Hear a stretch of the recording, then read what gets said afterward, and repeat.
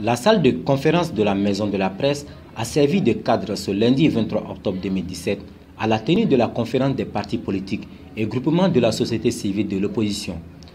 Une opportunité pour les responsables, les militants de l'opposition de se retrouver, d'échanger sur la vie de la nation, mais aussi d'expliquer à la population en détaillant tous les aspects économiques, sécuritaires et scolaires du pays.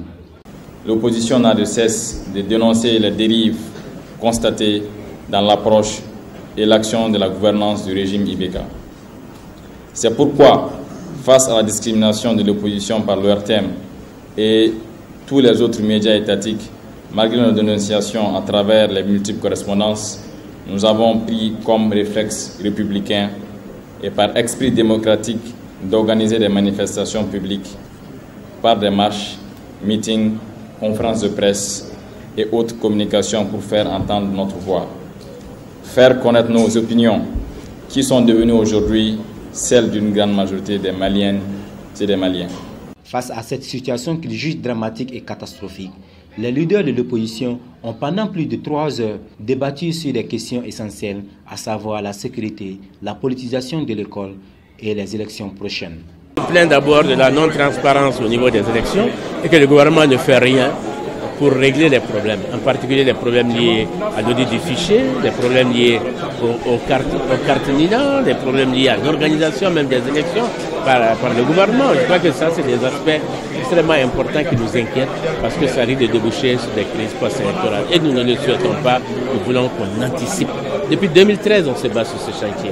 Il n'y a pas les dialogues nécessaires pour y arriver. La deuxième chose, c'est les accords d'Alger.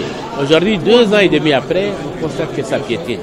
Mieux ou pire, c'est qu'aujourd'hui, il y a encore plus de morts qu'avant. Il y a plus d'attentats qu'avant. Autant les accords d'Alger se limitaient au nord, aujourd'hui, l'insécurité va aussi au centre du pays. C'est pour ça que nous avons demandé à ce qu'une conférence soit faite et qu'on discute tous ensemble, toutes les forces vives de ce pays. Qu'est-ce qu'on va faire de notre pays? Qu'est-ce qu'on va faire de notre pays? Les accords ne parlent pas du centre. Alors qu'est-ce qu'on fait? On ne s'occupe pas du centre?